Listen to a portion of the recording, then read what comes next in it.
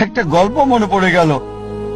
একসময় একজন ফেরেশতা এসে এক লোককে বলল, আমি তোমার উপর খুশি, তুমি যা চাইবে আমি তোমাকে তাই দেব, তবে একটা শর্ত, যা তুমি চাইবে আমি তোমাকে সব দেব, তবে তোমার প্রতিবেশীকে দেব তার দ্বিগুণ।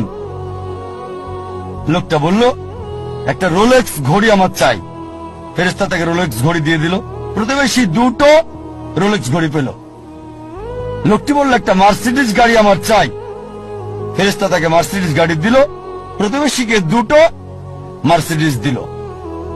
লোকটি বলল, একটা সুন্দর বড় বাংলো চাই। ফেরেশতা তাকে সুন্দর বড় বাংলো দিল। তার প্রতিবেশীকে দেওয়া হলো দুটো সুন্দর বড় বাংলো। লোকটি পরে বলল, দয়া করে আমার শেষ ইচ্ছাটা তুমি পূরণ করে দাও। কি সেটা?